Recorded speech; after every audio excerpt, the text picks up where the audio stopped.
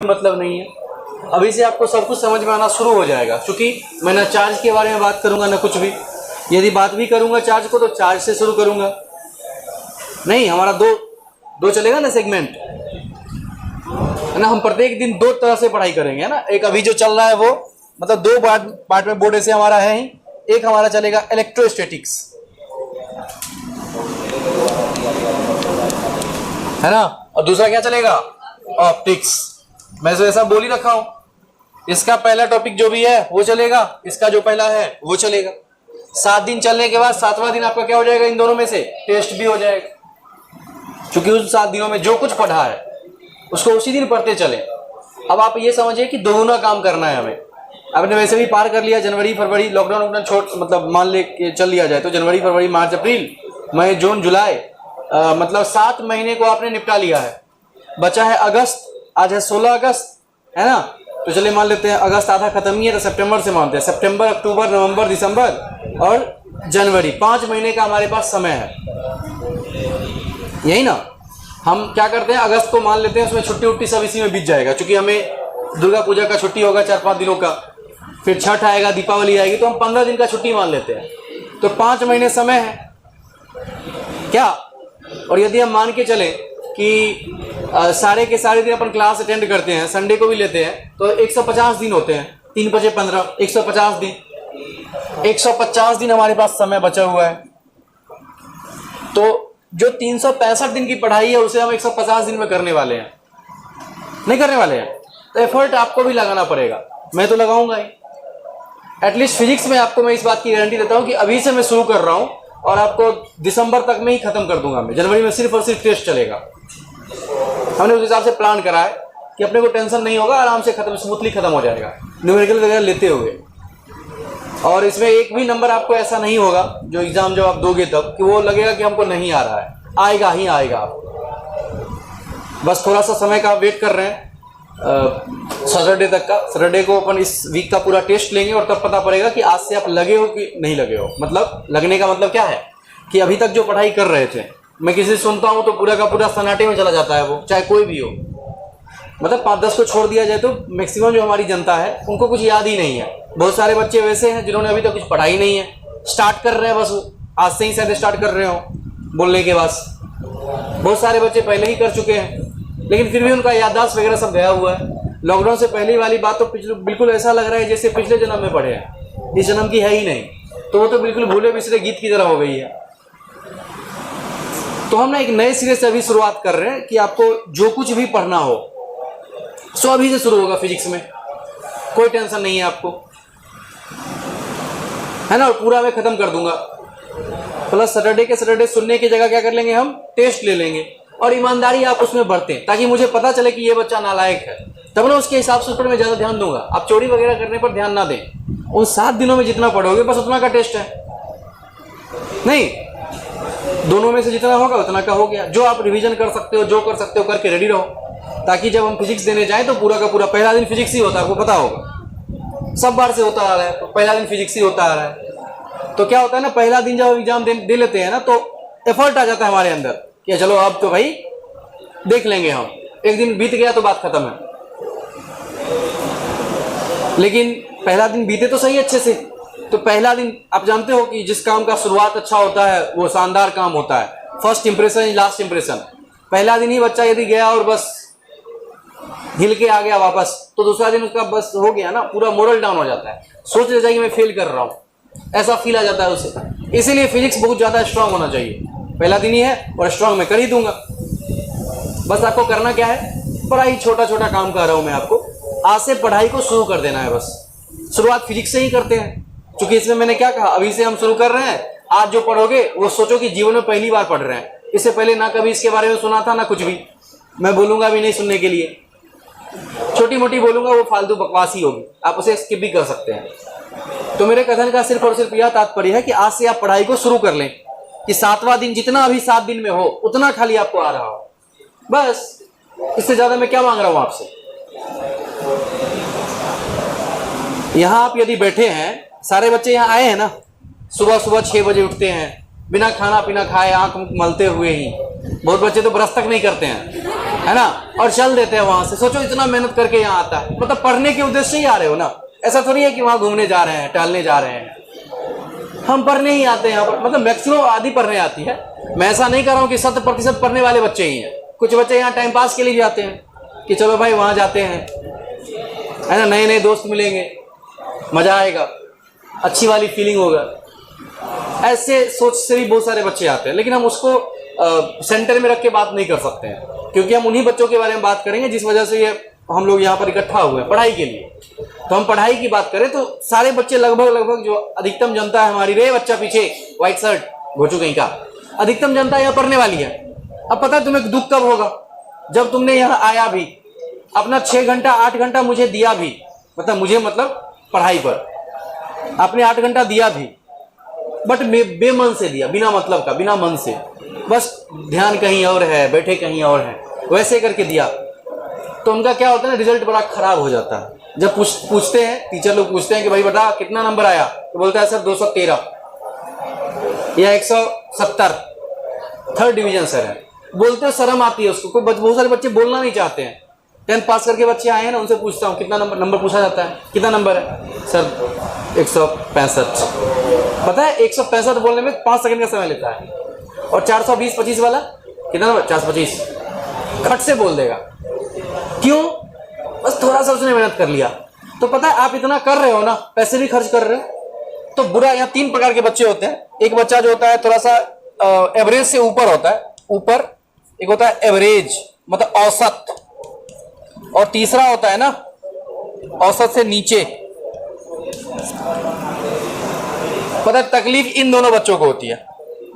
अच्छा, इन दोनों में से पता है इसको नहीं होती है, इसको होती है। अरे नीचे है मतलब क्या, उसको पढ़ना ही नहीं है भाई, वो पढ़ना चाह कहाँ रहा है, उसने कुछ नहीं करना है, बस टाइम पास करना है। कोचिंग भी चलेगा घर से तो कोचिंग नहीं पहुंचेगा वो, या पढ़ने भी बैठेगा तो पढ़ नहीं रहा होगा, बस उसका ध्यान कहीं और होगा कि चलो खोपचे में कल उसको कूटेंगे बढ़िया से। प्लानिंग पहले से बना लेते हैं हम, कल जो है उसको बिल्कुल नहीं छोड़ना है। तो एवरेज से नीचे वाले बच्चे जिनको पढ़ने से कोई नाता नहीं है, बिल्कुल पढ़ना चाह ही नहीं रहे हैं, ये मजे मारेंगे एग्जाम के बाद। पता है क्यों? अरे कुछ पढ़ाई नहीं है, फेल भी करेगा तो कहेगा वाह अपने वजह से फेल किया मैंने, पढ़ा कब था जो मैं फेल नहीं करता, फेल ही करने के लिए तो मैं पढ़ा था, एक दिन भी पढ़ लेता तो पास कर जाता, तो उसको बिल्कुल भी बुरा नहीं लगता है। ये वाला बच्चा तो मजे में है भाई, पढ़ रहा है तो अच्छा नंबर लाएगा ही। ये बच्चे संख्या में बहुत कम होते हैं, मतलब 20-25 की संख्या में होते हैं। यदि क्लास में 200 बच्चे हैं तो 20 बच्चे ऐसे होंगे जो एवरेज से ऊपर होंगे, और होते हैं सब जगह। मेन कष्ट ना इनको है, पता है क्यों? औसत बच्चे हैं ये ना नीचे है ना ऊपर है, बीच में है। मतलब ना तो ये मजे मार पा रहे हैं और ना पढ़ पा रहे हैं। डेली सुबह उठते हैं, पापा उनको बिल्कुल ठेला गाड़ी की तरह ठेल ठेल के पहुंचाते हैं, जा बेटे कोचिंग जा, कोचिंग जा।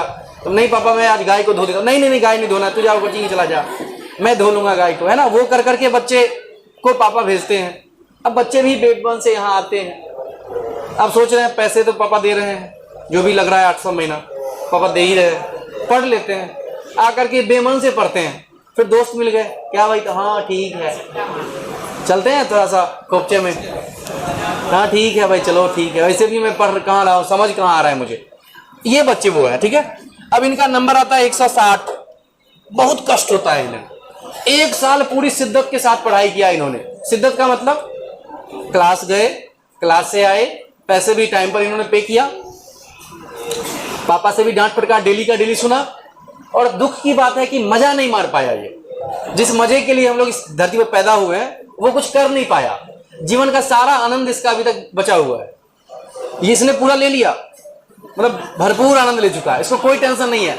एग्जाम फेल करेगा, भाड़ में जाए एग्जाम, मैं एग्जाम के लिए थोड़ी पढ़ रहा था, मुझे जो करना था वो मैं कर चुका हूं। ये वाला बच्चा कर ही लेगा कुछ अच्छा ढंग का, क्योंकि पढ़ा है। इसे बड़ा कष्ट होता है। मैं चाहता हूं आप लोग सब यह बन जाओ या ये बन जाओ, ये ना रहो। और दिक्कत क्या है पता है, यहां यदि मैं 200 मान लूं तो यहां पर 150 बच्चे इसी कैटेगरी में आते हैं। मैंने कहा 150, 20 यहां और 30 यहां भी होंगे या 20 यहां भी होंगे, ऐसा यहां पर अपना सेटिंग है। ये 150 वाले जो बच्चे हैं, 150 बेचारे का नंबर भी 150 के आसपास ही रहता है। अब हम क्या चाह रहे हैं कि आप ये जो है इसको ऊपर करके यहां पहुंच जाओ या यहां पहुंच जाओ। Choice is completely yours, you can do what ever you want. मन करे ये बन जाओ, मन करे ये बन जाओ, बट मैं चाह रहा हूं कि आप सब ये बने, नहीं अच्छे से रहें, अच्छे से नंबर आए। आप जो यहाँ देख रहे हैं कि 442 नंबर आया, वो वैसे मुफ्त में थोड़ी आया, उस समय उन लोगों को मैंने मोटिवेट किया था। तो जो बच्चे ये थे थोड़ा सा और ऊपर चले गए। मैं इस बार चाह रहा हूँ सबको 450 आए, तो बहुत ज़्यादा एफर्ट की जरूरत है। तो आप सब कृपया ये बने। इसके लिए मैं क्या कर रहा हूँ, आपको ये बनाने के लिए एटलीस्ट फिजिक्स से अपन शुरुआत करते हैं, देखते हैं कि इसका क्या रहता है कमबैक। तो हम सबको चाह रहे हैं ये बने। सारे बच्चों को जिस दिन जितना पढ़ाऊं, क्योंकि आपको पिछले से कोई नाता है नहीं है ना, नहीं है। पिछला जो चलेगा इलेक्ट्रोस्टैटिक्स, सारे बच्चे कॉपी लेकर के उसका आएंगे, जिसके पास है वो हाईलाइट करेगा उसे, बस जो मैं पढ़ाऊंगा, क्योंकि केवल इंपॉर्टेंट बात पढ़ाऊंगा। वो आवेश को उत्पन्न करने की विधियां आज तक नहीं पूछा है तो नहीं बताएंगे, कभी पूछा ही नहीं है ना कभी पूछेगा, फालतू बकवास है, वो सारे बुक्स में है भी नहीं।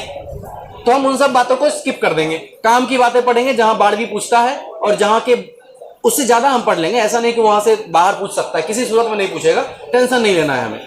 तो अपन क्या करेंगे, वो सारी चीजें पढ़ेंगे जो हमारे लिए बहुत ज्यादा आवश्यक है, और फालतू चीजों के स्किप कर देंगे।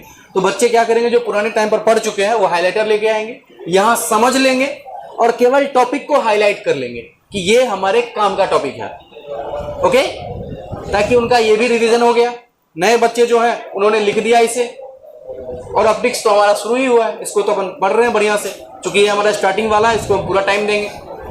नहीं, क्लास टाइम थोड़ा सा हमारा बढ़ जाएगा, तो बढ़ जाएगा ही सर। ऐसे भी इंग्लिश वाले सर 7 तक आते हैं, 15 तक नहीं आते हैं। अरे घंटी तो 1 घंटे का ही है ना। मैं कह रहा हूं कि सर आते हैं 15 तक, 9-15 में आते हैं ना। और सबसे अच्छी खुशी की बात क्या है कि बायो वाले सर जो है हमारे, ये इंग्लिश वाले सर की बात रही, बायो वाले सर हमारे बहुत बहुत अच्छे हैं। बेचारे 8 बजे पक्का छोड़ देते हैं, चाहे वो कितना बजे से भी क्लास स्टार्ट करें, छोड़ना 8 बजे, 2-3 मिनट पहले भी छोड़ सकते हैं। चलो ठीक है, दोनों ही बातों को अपन देखते हैं कि दोनों ठीक है। अब बचा क्या, हमारे पास टाइम है 1 आवर एंड 45 मिनट्स, है ना टाइम। हम इसमें ना पूरा का पूरा 1 घंटा 45 मिनट पढ़ने पर दे देंगे। सॉरी, 1 घंटा 15 मिनट, 1 घंटा 15 मिनट हम पढ़ाई पर दे देंगे। बचा इसको 2 भागों में बांटे, 45 मिनट और 30 मिनट। ये पढ़ेंगे आगे वाला और ये पढ़ेंगे पीछे वाला। अब मोर देन सफिशिएंट है, मतलब मैं कह रहा हूं दोनों आधा लगभग हमारा हो चुका है। सिलेबस हमने आधा पढ़ लिया अभी तक, आधा बचा हुआ है, क्योंकि 14 और 20 कितने होता है, 34 नंबर बचा हुआ है। 14 ऑप्टिक्स से पूछेगा और 20 नंबर कहां से पूछेगा, मॉडर्न फिजिक्स से। तो 20 और 14 कितना हो गया, 34। 70 में से 34 घटाओ, बच कितने गया, 36। 36 नंबर पढ़ लिया है, 34 बचा हुआ है। तो नहीं लग रहा है आधा बचा हुआ है, और समय भी आधा है। हमें इस आधा में बाधा नहीं होना चाहिए। इस आधे में सारे बाधाओं को हम क्या कर देंगे, दूर कर देंगे, खत्म कर देंगे, खल्लास कर देंगे, निपटा देंगे। सब कुछ करने के लिए कुछ नहीं करना है, जितना मैं पढ़ाऊंगा उसको उस दिन देख लो, बात खत्म है। मैं आपको दावे के साथ कह सकता हूं कि फिजिक्स में आप कहोगे सर मेरा 95 आ रहा है, और गारंटी आएगा। समझ रहे हो बात को, बेहद आसान है, मतलब बहुत ज्यादा आसान है, क्योंकि अभी शुरू कर रहा हूं। स्टार्टिंग में क्या होता है ना, बच्चे ये सोच रहे होते, रे घोचू, स्टार्टिंग में सोच रहा होता है क्या कि शुरू हुआ है, परीक्षा जब पास आएगा तब याद कर लेंगे। अब परीक्षा पास आ गया है, अब तो आप ये नहीं कहोगे कि भाई परीक्षा पास आएगा तो याद करेंगे, अब तो पास है ना। अब मैं कहाँ कह रहा हूँ कि परीक्षा दूर है, और मैं ज्यादा कुछ कह नहीं रहा हूँ। आप सब विषय को मान लो मन नहीं कर रहा है, सोच रहे हो कि नहीं मेरा फिजिक्स का एग्जाम यदि 2 फरवरी को है तो 1 फरवरी को रात में बैठेंगे पढ़ने के लिए, और उसी दिन कालिदास का वरदान, मतलब काली जी का वरदान प्राप्त होगा कि बेटे आज जो पढ़ेगा रोबोट की तरह ऐसे करेगा, वो पूरा खत्म। बस कॉपी लेना, ऐसे 2 बार घुमाना, पूरा खत्म। मैथ का लेना, ऐसे घुमा देना, वो भी उसी रात में, उससे पहले नहीं। ऐसा सोच में रहते हैं। और पता है वो बच्चों का क्या होता है, लास्ट में जब वो बैठते हैं ना पढ़ने के लिए, तब वो जुगाड़ कर रहे होते हैं कि यदि कोई 10,000 रुपये लेकर के हमको क्वेश्चन का जुगाड़ कर देना, 10,000 कहाँ से लाएगा, कहीं से उल्लू गुल्लू बना के पापा को उल्लू बनाएगा, मम्मी को उल्लू बनाएगा, अपनी जो सेविंग्स रखी होगी वो होगा, किसी से पैसे ले लेगा उधार कि भैया दे दो मुझे, ठीक है भैया मैं आपको दे दूंगा, भैया दे दो भैया। अब बाद में क्या बे पैसे क्यों दे रहे हैं, तो बाद में वो सब लफड़ा हो जाता है। तो हम क्यों ना अभी पढ़ाई शुरू कर दें, है ना। जिस दिन पढ़ाऊं उसको उसी दिन देख लेना है। पहला काम हमारा है आज के बाद जिस दिन मैं जितना बताऊं उसको उसी दिन 2-4 बार देख लो, याद कर लो, और सैटरडे को देखो कि क्या इस सप्ताह में आपने वो सारा काम किया, क्या इस सप्ताह का सैटरडे का जो टेस्ट हुआ जितने नंबर को हुआ, चूंकि उसी में से दूंगा मैं और बिल्कुल बोर्ड से बाहर नहीं दूंगा, तो क्या इस सप्ताह का पूरा मेरा कल्याणकारी हुआ है? यदि हो गया है तो हम बिल्कुल सही जा रहे हैं, और नहीं हुआ है तो हमें दोगुनी मेहनत करनी पड़ेगी। हो सकता है बहुत सारे बच्चे ने पढ़ाई तो किया लेकिन एफर्ट लगाने के बाद भी उसको सफलता नहीं मिल रही है, मतलब 7 दिन याद नहीं रह पाता है उसको ज्यादा मेहनत करनी है। मुझसे वो मिलेगा कि सर मेरा कल्याण नहीं हो रहा है, और मुझे नहीं लग रहा इसमें कोई ऐसा बच्चा होगा जो चाह रहा होगा कि सर हम फेल करना चाह रहे हैं। चाहने वाला है कोई बच्चा? नहीं, वो क्यों आएगा यहाँ पर? सब बच्चे चाह रहे हैं पास करना, सारे बच्चों का काम है पढ़ना, फिर भी हम कर नहीं पाते हैं, एफर्ट नहीं लगा पाते हैं, है ना? तो हमें वो करना है। पीछे वाला वो व्हाइट शर्ट, आजा आगे आ जाओ, तुम गलत जगह बैठा हुआ है, आगे आ जाओ। हाँ तुम ही जो उधर मुड़ा, आजा आगे आगे, तेरा जगह यहाँ पर है। अरे तुम नहीं रे, ये हाँ हाँ तुम ही, आ जाओ। गलत संगति में पड़ा हुआ है बच्चा, ये बच्चा होनहार है, संगति इसका खराब है ना? मैं इसको कितनी काम की बात बता रहा हूं और ये उसके साथ लगा हुआ है बात करने में। बस यहीं बैठना है कल से और मुझे दिल्ली सुनाना है, ठीक है?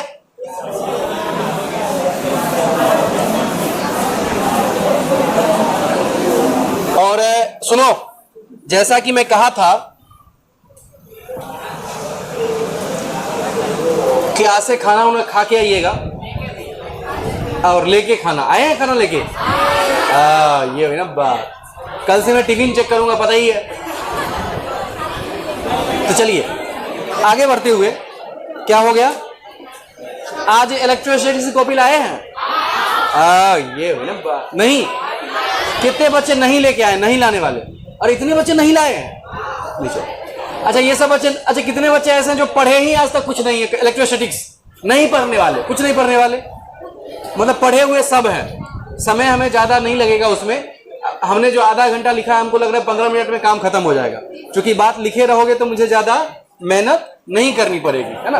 कम मेहनत में काम हमारा खत्म हो जाएगा। क्या बोला? सो जो 45 से शुरू, 15 से शुरू होगा और पक्का सर छोड़ देते हैं 10-5 मिनट में। नहीं रे, सर छोड़ते हैं 10 में ना, वो आते हैं लेट से, ये मैंने कहा, जाते थोड़ी लेट से नहीं है। ठीक है, 9 बजे आए ना, 9:15 में मान लो आए, चाहे 9:10 में आए, सर आएंगे मैं छोड़ दूंगा, आपको निकलना नहीं है उस समय, उसके बाद निकल जाइएगा। जैसे ही सर छोड़ेंगे ना, सब निकल करके पानी वानी पीकर फ्रेश होकर चलाना, बैठ जाना, ठीक है? तो सर आएंगे ना, अपना सर वाला देख लेंगे, सर जैसे आएंगे मैं छोड़ दूंगा। ऐसा थोड़ी है मैं सर को बोलूंगा कि सर अब 15 में आना, मैं सर को कुछ नहीं बोल रहा हूँ, ठीक है? ओके, हम बात कर रहे थे क्या? आज सारे बच्चे कॉपी लेकर नहीं आए, मतलब ये, अरे अभी हाथ खड़ा, अरे गधा कहीं का, अभी हाथ खड़ा करवाए तो आधा से ज्यादा हाथ खड़ा कर दिया कि नहीं लेके आए हैं। अच्छा लेके आने वाले बच्चा हाथ खड़ा, लेके आने वाले, बस देखो पीछे देखो, घूम कर 5-10 है बस। कल से लेकर आएंगे, कल से हमें उसमें स्टार्ट कर लेंगे हम।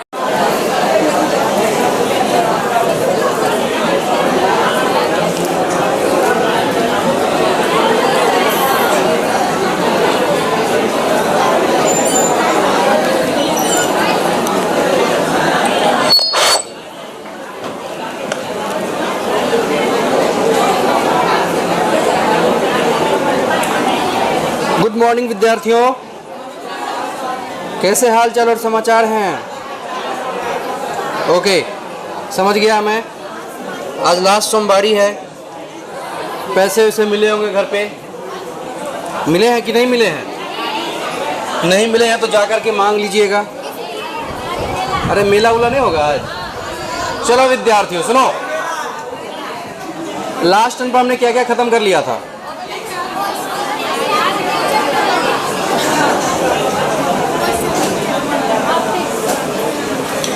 टेस्ट लिया था, उसका हो गया? मतलब आपने सब बना लिया ना? आसान सा प्रश्न था ही, है ना? अपन क्या करते हैं, इसे नया जो हमारा एक सेगमेंट है उसको स्टार्ट करते हैं आज बहुत जोश के साथ, है ना?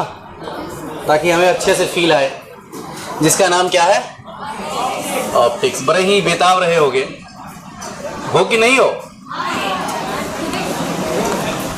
इसके लिए मैं जब पढ़ रहा था तो बड़ा ही मजा आ रहा, जैसे ही शुरू हुआ ना ऑप्टिक्स, मतलब मेरी बाँछें पता नहीं कहाँ थी लेकिन खिल गई थी। ऑप्टिक्स बड़ा ही बड़ा ही अच्छा 12वीं का सबसे अच्छा और सबसे इंटरेस्टिंग चैप्टर है। 10th में आपने इसके बारे में ऑलरेडी पढ़ा हुआ है, पढ़ा ही होगा, बड़े ही चाव से पढ़ा होगा वहाँ पर, और पूरा 10th इसी के आसपास घूमता रहता है, ऑप्टिक्स के अबाउट, है ना।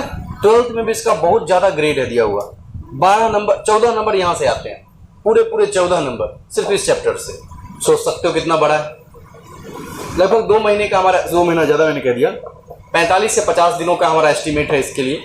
अच्छे से पढ़ेंगे, साथ ही 45 से 50 दिन इसीलिए मैंने कहा है कि हम थोड़ा सा पिछले वाला भी रिवीजन करेंगे, इसीलिए पहले हम इसको पढ़ लेते हैं, फिर पीछे वाले पर वापस जाएंगे। ओके, तो चलिए जानते हैं ऑप्टिक्स है क्या। इसको यदि बोलें हिंदी में तो बोलते हैं प्रकाशिकी। क्या बोलते हैं? प्रकाशिकी। 10th में जैसा हम पढ़े थे ठीक ठीक वैसा ही है ये। 10th में हमने केवल एक बात पढ़ी थी, और वह बात थी प्रकाश का कण प्रकृति, नहीं, और उसके हिसाब से हमने रे डायग्राम बना करके अपना काम किया होगा। प्रकाश के परावर्तन का नियम, प्रकाश के अपवर्तन का नियम, है ना, टिंडल प्रभाव क्या है, प्रकाश का प्रकीर्णन क्या है, ये सब पढ़ा होगा आपने, है ना। वर्ण विक्षेपण क्या है प्रकाश का, पढ़ा होगा ना।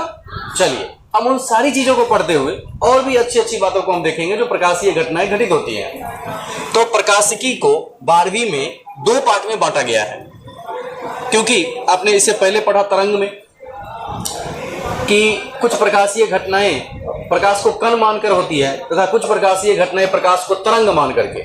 मेरे प्यारे विद्यार्थियों, अभी तक कुछ भी समझ में नहीं आया है ना, इसको 100% समझने की पूरी गारंटी है, इसका कोई मतलब नहीं है पिछला कुछों से। तभी तो मैं इसको एक तरह चलाऊंगा, दूसरा तरफ वो चलाऊंगा, स्टार्ट इलेक्ट्रोस्टैटिक्स।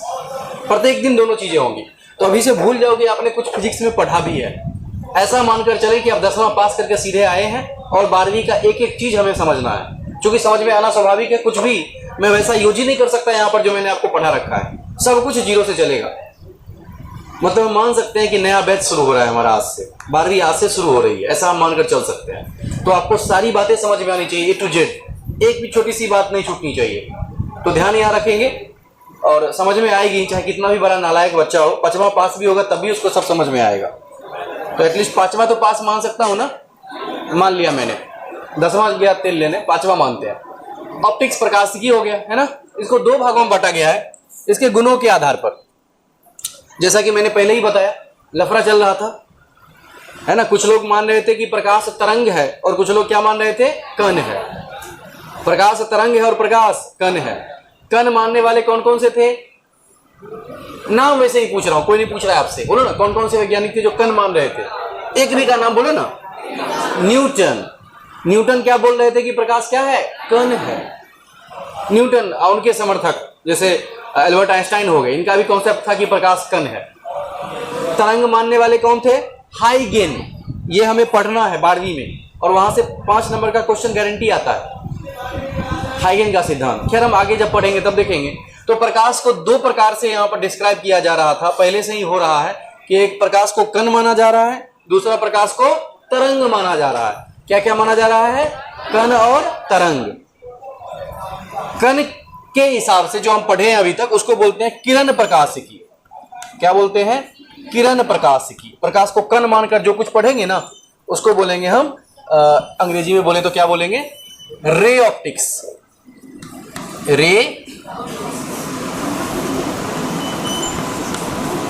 रे ऑप्टिक्स बोले तो किरण प्रकाशिकी।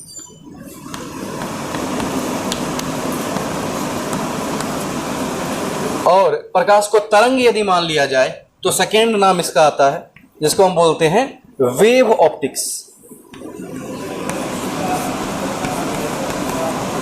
बोले तो तरंग प्रकाशिकी।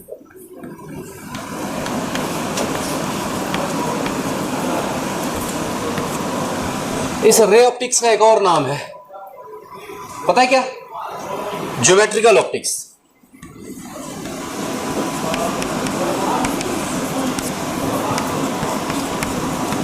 पता है क्यों पता? अरे ज्यामितीय प्रकाशिकी क्यों कहा गया इसे? बोलो।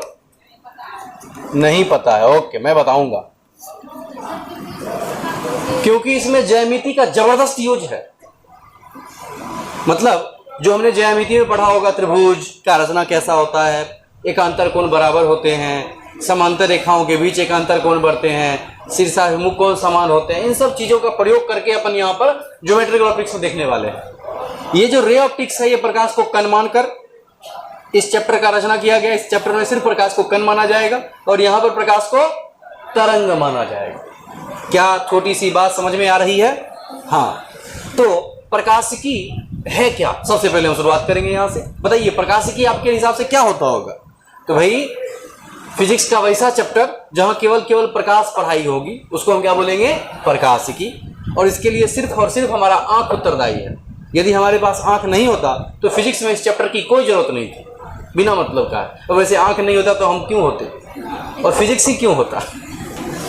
लेकिन यह पूरा का पूरा प्रकाश है और प्रकाश को देखने के लिए केवल हमारा आंख, हाथ से कोई नहीं देखता है, आंखों से हम देखते हैं। ठीक है, तो प्रकाशिकी की परिभाषा अपन बोले तो क्या बोलेंगे? भौतिकी की वह शाखा जिसमें हम प्रकाश से संबंधित नियमों और गुणों का अध्ययन करते हैं। भाई इसमें हम प्रकाश का जो भी फॉर्मूला है, प्रकाश के परावर्तन का फॉर्मूला होगा, है ना, 1/u + 1/v = 1/f वगैरह जो अपने बचपन में पढ़ा होगा, f = r/2 याद होगा शायद। हाँ, सब कुछ हम पढ़ने वाले हैं। मतलब एक तरह से 10वां का पूरा फील आएगा आपको। लेकिन 10वां और 12वां में आकाश पाताल का फर्क है। 10वां में सिर्फ और सिर्फ थ्योरी था और यहाँ सिर्फ और सिर्फ प्रश्न होंगे, पूरा फील आएगा अपने को। तो चलिए स्टार्ट करते हैं। 0 से ऑप्टिक्स लिखेंगे, ऑप्टिक्स लिखकर डैश लिखें। इसके लिए एक कॉपी को कुर्बान कर सकते हैं आप, एक अकेला कॉपी ये चैप्टर ले लेगा। कितना मोटा, जो 12वीं में हो तो 2 रुपए वाला कॉपी नहीं चलाओगे ना? ठीक है, वो चल जाएगा। लिखें ऑप्टिक्स, ऑप्टिक्स लिखकर डैश लिखें और लिखेंगे भौतिकी की वह शाखा। लिखिए ऑप्टिक्स लिखकर डैश लिख करके भौतिकी की वह शाखा। अबे रामलाली जल्दी से आके बैठ जा, एक तो देर से आती है, आराम से चलती है कछुए की चाल में। 4 ही है, 5 बैठते हैं आजकल, बैठ जाओ। भौतिकी की वह शाखा जिसमें हम प्रकाश से संबंधित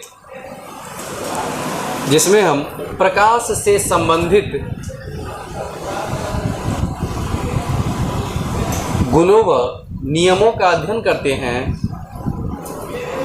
प्रकाश से संबंधित गुणों व नियमों का अध्ययन करते हैं।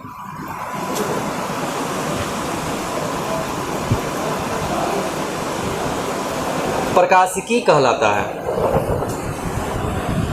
प्रकाशिकी कहलाता है।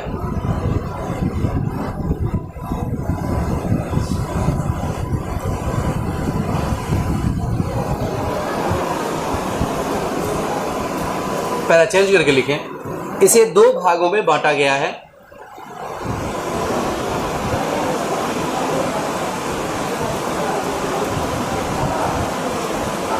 दोनों को लिख लें।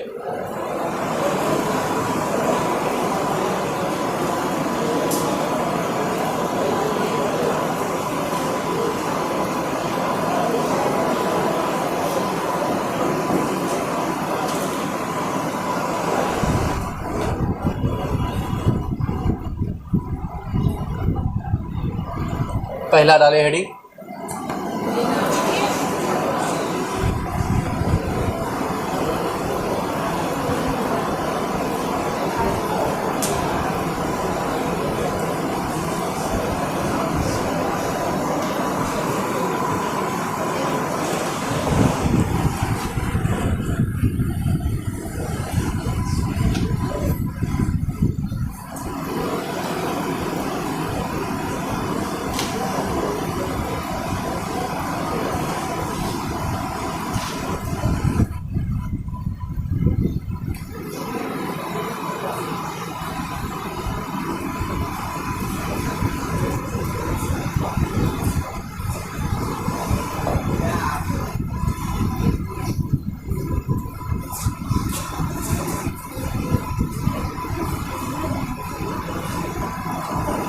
उधर 2 ही बैठी है, बैठ जाओ। आगे भी 2 ही है, बैठ जाओ। उधर तो सकते हैं, लाडली तेरी बहन है वो, कुंभ के मेले वाली।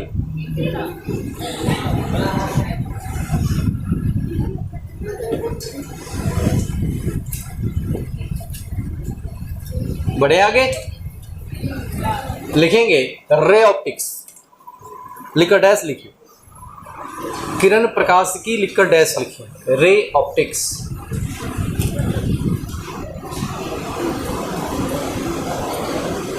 लिख डाला रे ऑप्टिक्स, लिखकर डैश लिखिए और लिखिए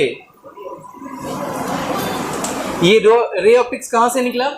ऑप्टिक्स से नहीं, तो लिखेंगे प्रकाशिकी की वह शाखा, लिखेंगे रे ऑप्टिक्स की परिभाषा लिखते हैं,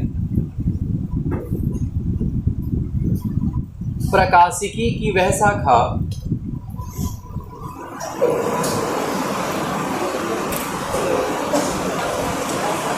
प्रकाशिकी की वह शाखा जिसमें हम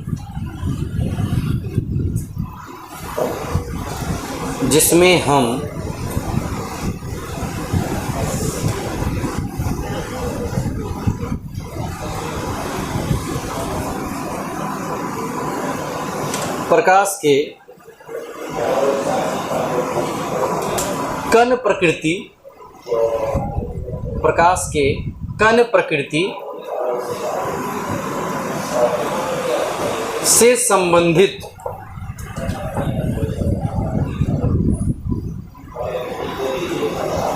प्रकृति से संबंधित गुणों व नियमों का अध्ययन करते हैं।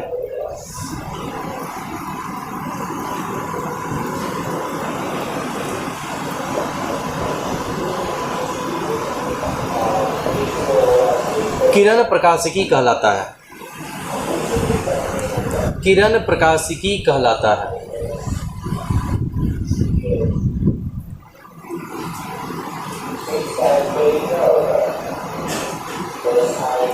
देखो क्या शब्द आया बाहर, किरण।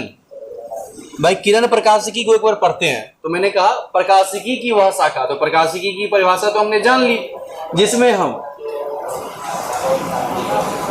है ना, कण प्रकृति से संबंधित गुणों और नियमों का अध्ययन करते हैं, उसको क्या कहते हैं? किरण प्रकाश। और कण का मतलब पार्टिकल होता है, यानी यहाँ पर हम प्रकाश के कण प्रकृति के वाले नियमों का अध्ययन करेंगे, उसको हम क्या कहते हैं? किरण प्रकाशिकी।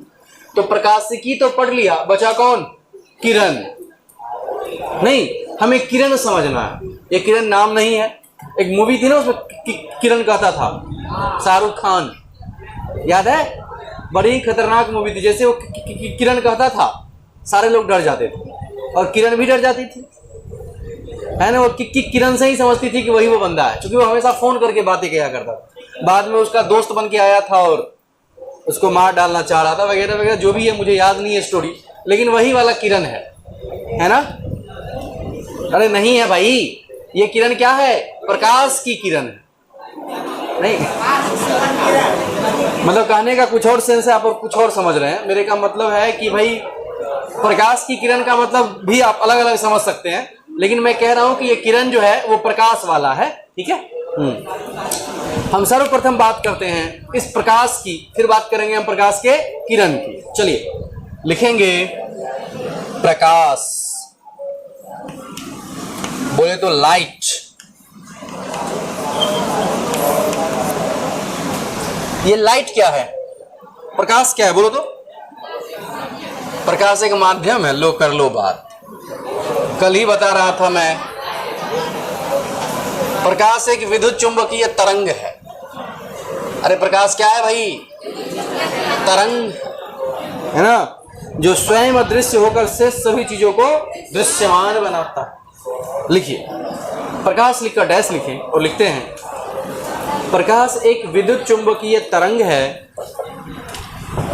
लिखें प्रकाश एक विद्युत चुंबकीय तरंग है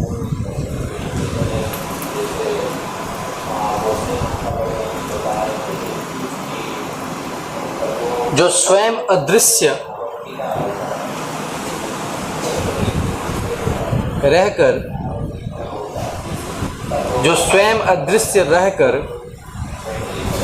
से सभी चीजों को, प्रकाश एक विद्युत चुंबकीय तरंग है जो स्वयं अदृश्य रहकर से सभी चीजों को दृश्यमान बनाता है। शेष सभी चीजों को दृश्यमान बनाता है, जो स्वयं अदृश्य रहकर शेष सभी चीज़ों को दृश्यमान बनाता है। हो गया? अब जरा ध्यानपूर्वक सुने मेरी बातों को। जैसे देखो यहाँ ऊपर से प्रकाश चल रही है ना, वहाँ पर लाइट है, बल्ब लगा है, बल्ब यहाँ से बल्ब प्रकाश निकाल रहा है, तो क्या प्रकाश आता हुआ दिख रहा है आपको? नहीं। लेकिन जैसे मुझ पर पड़ा तो मुझे आपने देख लिया। बीच में कहीं दिख रहा है आपको प्रकाश है? नहीं, बीच में कोई प्रकाश आपको नहीं दिख रहा है। जो वस्तु है वही बस दिख रहा है। तो प्रकाश खुद नहीं दिखता है, लेकिन प्रकाश की उपस्थिति में पूरी दुनिया हमें दिख जाती है। क्या बात समझ में आ रही है? लिखेंगे प्रकाश के गुण।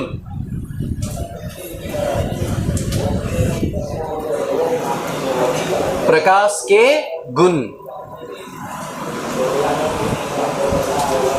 आप तो पहली बात जानते ही हैं, प्रकाश सीधी रेखा में गमन करती है। जानते हैं? यस। लिखिए, प्रकाश पहला नंबर प्रकाश सीधी रेखा में गमन करती है। प्रकाश के गुण में फर्स्ट पॉइंट लिख रहे हैं हम लोग, प्रकाश सीधी रेखा में गमन करती है, मतलब सीधे सीधे चलता है वो। प्रकाश सीधी रेखा में गमन करती है, ये पहला पॉइंट हो गया। दूसरा पॉइंट, प्रकाश लिखो, प्रकाश की चाल निर्वात में, प्रकाश की चाल निर्वात में 3 × 10⁸ मीटर प्रति सेकेंड होता है। प्रकाश की चाल निर्वात में 3 × 10⁸ मीटर पर सेकेंड होता है। ठीक है? आप जो प्रकाश देख रहे हैं इसका तरंगदैर्घ्य कितना होता है? बोलो बोलो। हैं? -6। बहुत अच्छे। अरे कल ही तो पढ़े लेमडा। दृश्य प्रकाश का तरंगदैर्घ्य कितना होता है? 10⁻⁻6। पढ़े तो हैं कल। सही कह रहा हूं ना?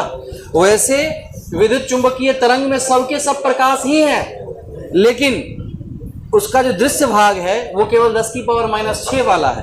तो जिस प्रकाश के बारे में हम पढ़ने वाले हैं, वो कौन सा प्रकाश है? दृश्य प्रकाश, जिसका तरंगदैर्घ्य कितना होता है? लिखो,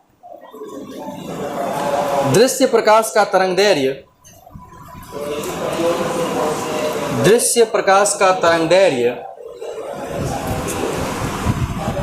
कितना होता है? 10⁻⁻6 मीटर होता है।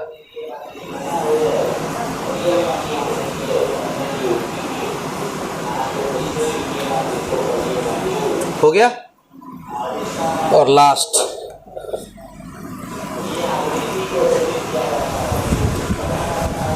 लिखिए, प्रकाश अत्यंत सूक्ष्म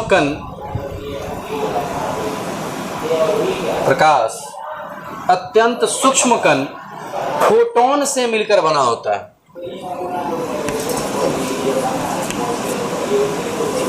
फोटोन से मिलकर बना होता है।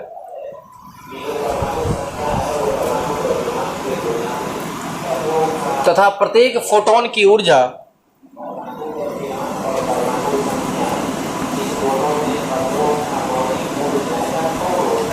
hc/λ होता है।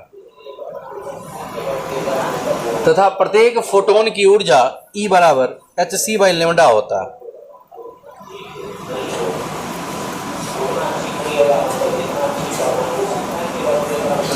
जहां h क्या है बोलो तो? जहां h क्या है? प्लांक्स नियतांक, प्लांक्स कांस्टेंट, और c क्या है? प्रकाश की चाल, और लैम्डा क्या है? तरंगदैर्घ्य। आप जानते ही हैं प्लांक्स कांस्टेंट की वैल्यू कितनी होती है? 6.6 × 10⁻⁻34 जूल सेकेंड। और c का मान कितना होता है? 3×10⁸ मीटर प्रति सेकेंड। ये हम पहले से ही जानते हैं, बस लिख डालें आप। ये होता है जहाँ ये सब होता है।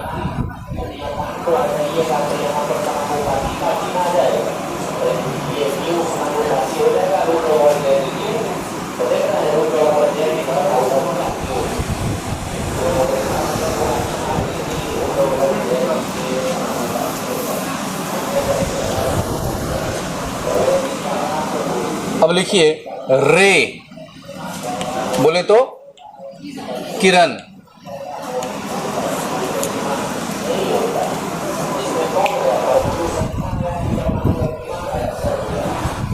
किरण से आपका परिचय है पहले से? किरण किसे कहते हैं? बोलिए तो, किरण क्या है? अंतबिंदु तक की दूरी को किरण कहते हैं। लो कर लो बात। बता सकते हैं कोई किरण क्या है? अब ये मत बोलना किरण नाम है सर। किरण क्या है? किरण लिखें, किरण लिख करके डैश लिखें। मैं समझ गया आपको, बिल्कुल 10वां पास हो। लिखो, किरण लिखकर डैश लिखें और लिखते हैं प्रकाश के पथ की दिशा को किरण कहते हैं। लिखिए,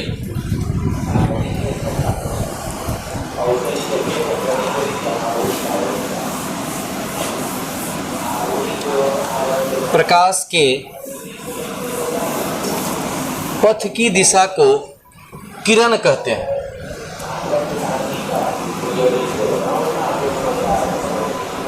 प्रकाश के पथ की दिशा को क्या बोलते हैं? किरण। उसके नीचे ना इससे लिखो, इससे किरण को, किरण नीचे लिखे, इससे, इससे सूचित किया जाता है। ये किरण,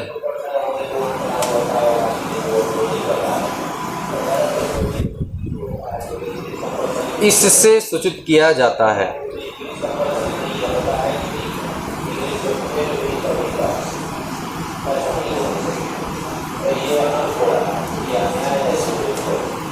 लिख लिया?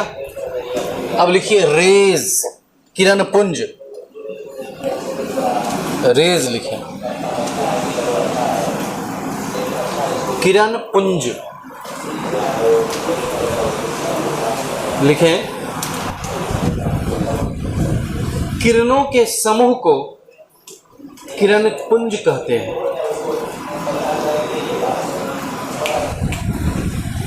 किरणों के समूह को किरण पुंज कहते हैं।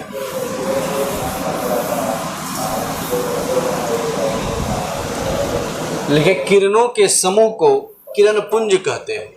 अब लिखेंगे किरण पुंज के प्रकार, यानी कि टाइप्स ऑफ रेज।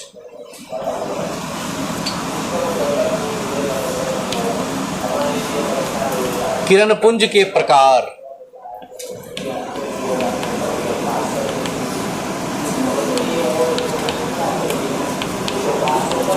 ये 3 प्रकार के होते हैं। नंबर 1,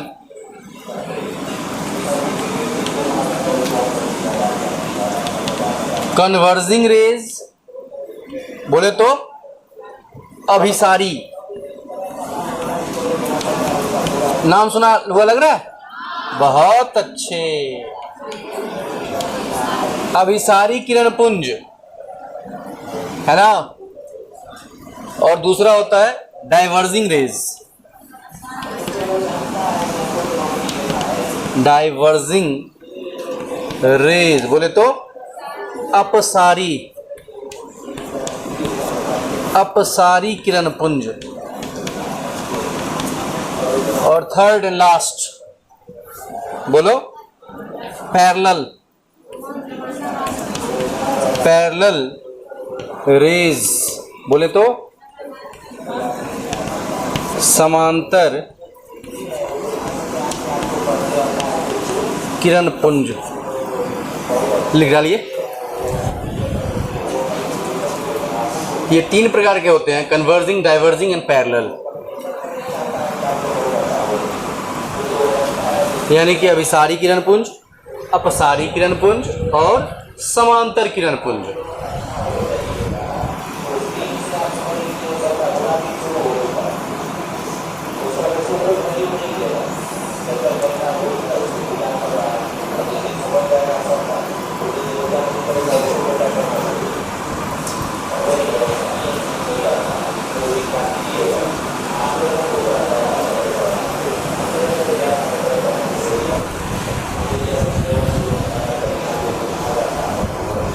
एक बात बताऊं? नहीं बताऊं? मनुष्य केवल इसे और इसे देख सकता है, इसे नहीं देख सकता है। ओके, मतलब तुम्हारी आंखें इसे नहीं देख सकती इस किरण पुंज को। समझ में आई? यदि कोई वस्तु इस प्रकार किरणों को निकालता है कि वो अभिसारी हो तो आपको नहीं दिखाई पड़ेगा। हमारी आंखें इसके लिए बनी ही नहीं है। हम आगे पढ़ेंगे और अच्छे से, फिलहाल लिखें। क्या हुआ? कहाँ कहाँ मिलता है वो आप समझ जाएंगे। थोड़ा देर वेट तो कीजिए, 2 मिनट, पूरी बातें अपने आप आपको क्लियर हो जाएगी और ये भी समझ जाओगे क्यों नहीं देख सकते हैं इस ऐसे वाले को। लिखेंगे अभिसारी का डिफिनीशन। वैसे किरण पुंज, आराम से लिखो ना, जल्दबाजी नहीं है।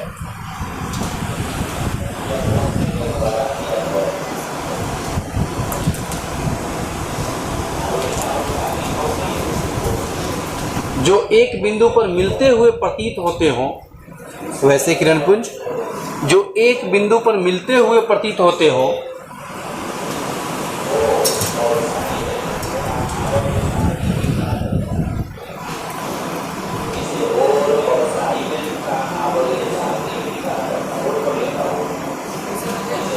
वैसे किरण पुंज जो एक बिंदु पर मिलते हुए प्रतीत होते हों, अभिसारी किरण पुंज कहलाता है।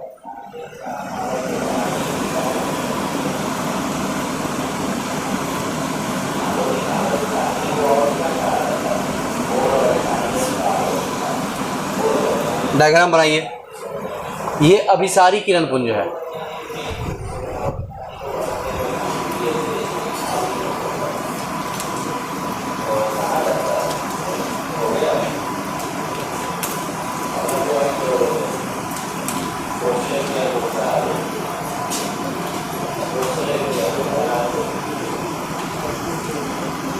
बोलो बोलो।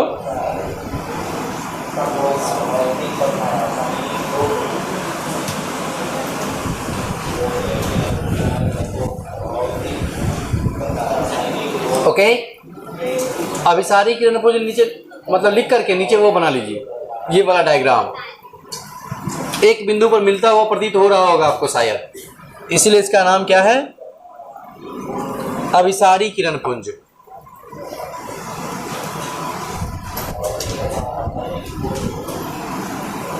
अब लिखें अपसारी किरण पुंज।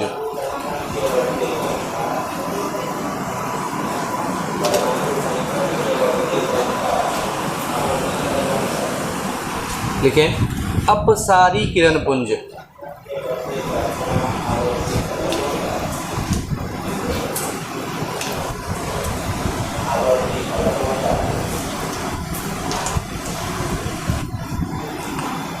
लिखिए वैसे किरण पुंज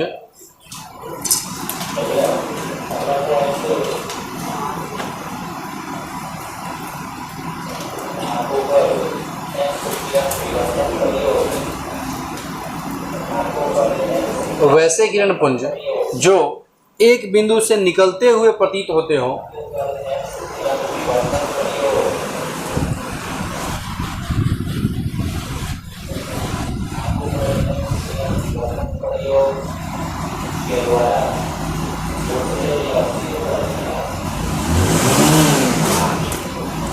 अपसारी किरण पुंज कहलाता है।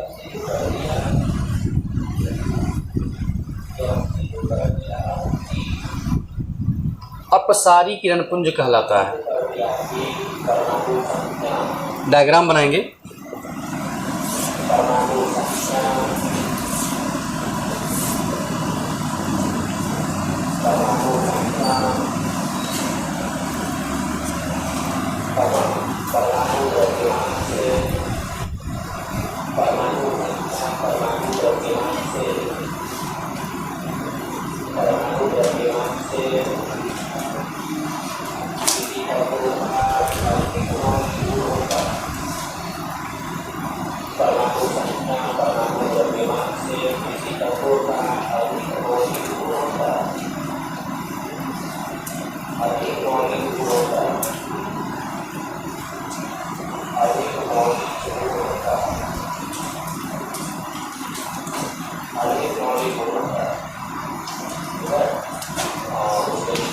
थर्ड एंड लास्ट लिखें, समांतर किरण पुंज।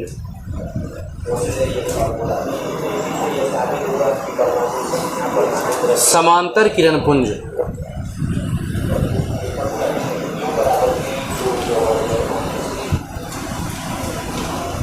लिखें समांतर किरण पुंज लिखकर डैश लिखें। वैसे किरण पुंज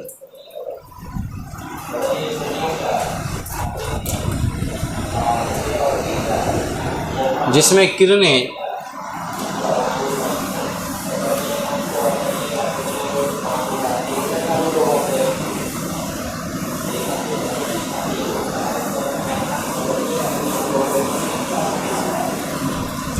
एक दूसरे के समांतर हों,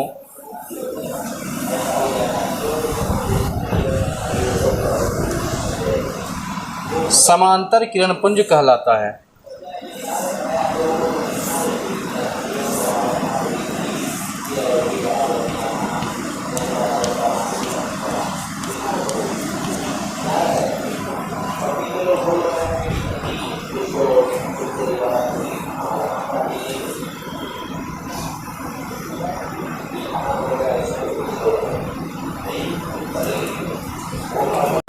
प्रकाशीय गुणों के आधार पर पदार्थ तीन प्रकार के होते हैं, पारदर्शी, अपारदर्शी और अल्प पारदर्शी।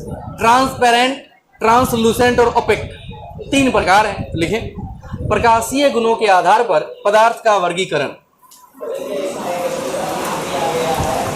प्रकाशीय गुणों के आधार पर पदार्थ का वर्गीकरण।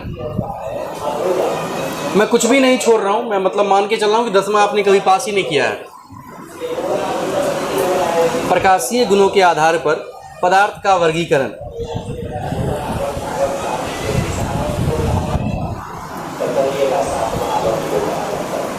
लिखिए प्रकाशीय गुणों के आधार पर पदार्थ को तीन भागों में बांटा गया है।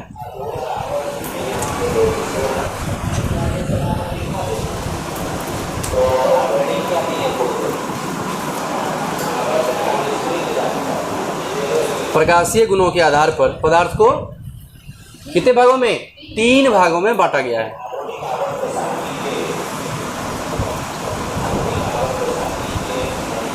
नंबर 1, क्या नाम है इसका? पारदर्शी। नंबर 2, अपारदर्शी। और नंबर 3, अल्प पारदर्शी या पारभासी इसको बोलते हैं।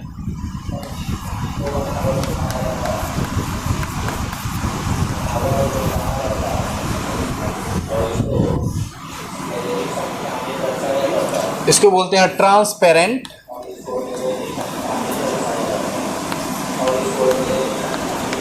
इसको बोलते हैं ट्रांसलूसेंट,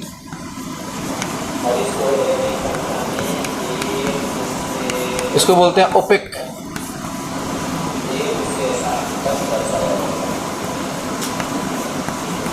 ओपेक।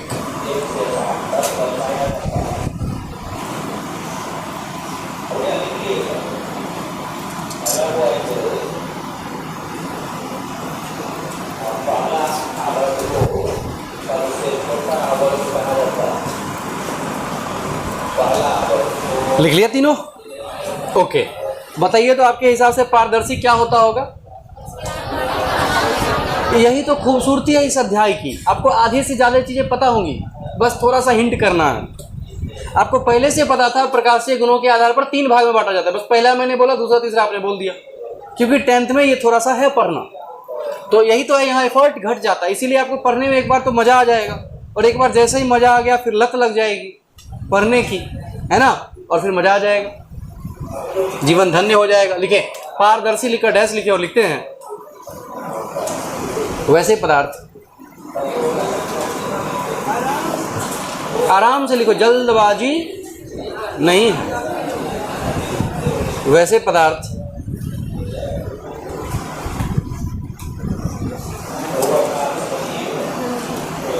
जिनके आर पार देखा जा सकता हो, वैसे पदार्थ जिनके आर पार देखा जा सकता हो, क्या कहलाते हैं? हाँ, पारदर्शी कहलाते हैं। कुछ उदाहरण दोगे? बोलो बोलो। हवा और शीशा और पानी और आग भी लिखो। जैसे हवा,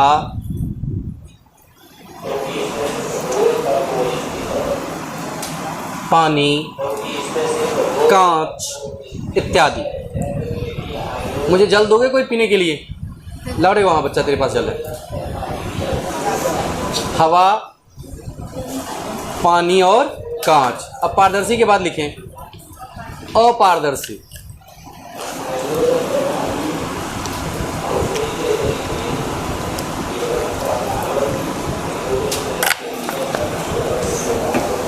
अपारदर्शी लिखकर डैश लिखें। अपारदर्शी लिखकर डैश लिखें। वैसे पदार्थ लिखिए आराम से, कोई जल्दबाजी नहीं करनी है। वैसे पदार्थ जिनके आर पार नहीं देखा जा सकता हो। वैसे पदार्थ जिनके आर पार नहीं देखा जा सकता हो। अपारदर्शी लिखो, अपारदर्शी कहलाते हैं।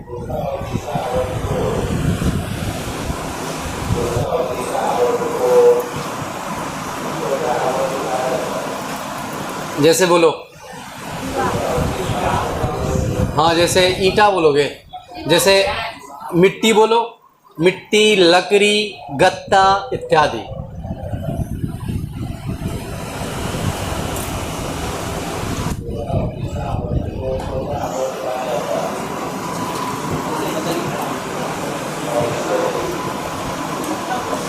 गत्ता मतलब नहीं होता जिसे कार्टून बनता है, उसको गत्ता कहते हैं।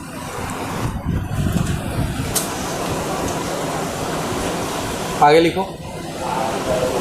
तीसरा और अंतिम कौन है? पारभासी या अल्प पारदर्शी। लिखकर डैश लिखिए।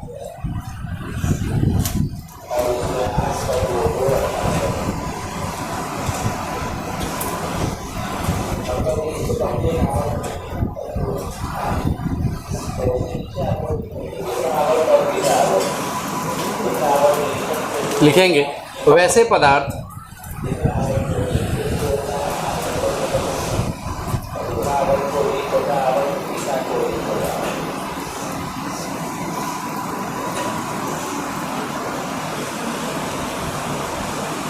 जिनके आर पार आंशिक रूप से देखा जा सकता हो।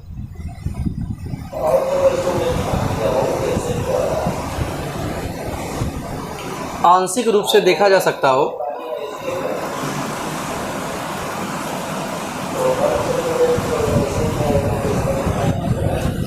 अल्प पारदर्शी कहलाते हैं।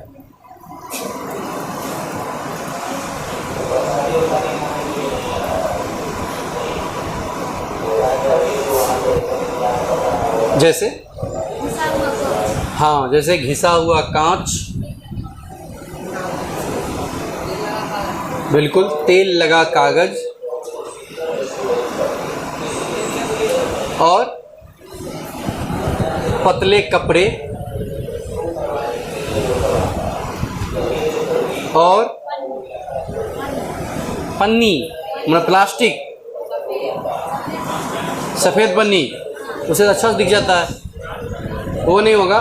जैसे जिसके आस पार कम कम देखा जाता है, जैसे, और एक और बोलो, कुहरा, अरे कुहासा जो होता है जिसके आर पार आप बहुत कम देख पाते हो, देखो जैसे कुहरा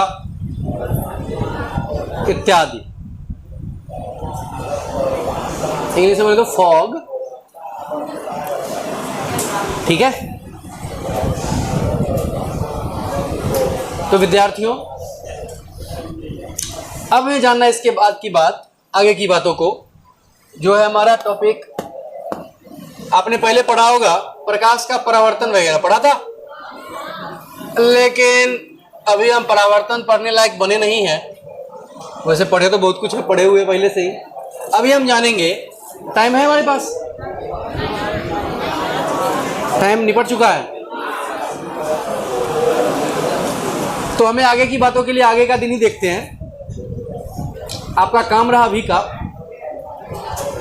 कल से एक कॉपी एक्स्ट्रा आपका बढ़ जाएगा और उसका नाम क्या है, इलेक्ट्रोस्टैटिक्स का। जिसके पास जो भी कॉपी में हो लेकर के आइएगा, जिसके पास नहीं हो उनको भी चिंता नहीं करना है, क्योंकि हम प्रॉपर वे में पढ़ेंगे और लिखेंगे उसे।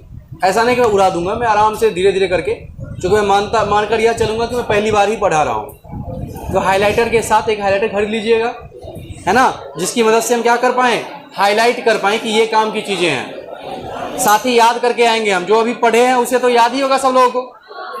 अरे जो अभी पढ़े हो सब याद ही है ना, बचा सिर्फ एक चीज़ जो नहीं याद है, प्रकाश फोटोन से बना होता है, ये याद नहीं है ना। ये भी याद है, चूंकि 4-5 दिन से फोटोन पढ़ रहे हो। एन के एन प्रकारेण हमें सब कुछ याद ही है, फिर भी एक बार देख लेना है। और इलेक्ट्रोस्टैटिक्स आप एक बार यदि हो सके तो देख भी लीजिएगा, और नहीं देख पाए तो लेकर अवश्य आइएगा कल, ताकि हम उसमें थोड़ा सा आगे बढ़ पाएँ। ठीक है, मिलते हैं नेक्स्ट एपिसोड में आगे के काम के लिए।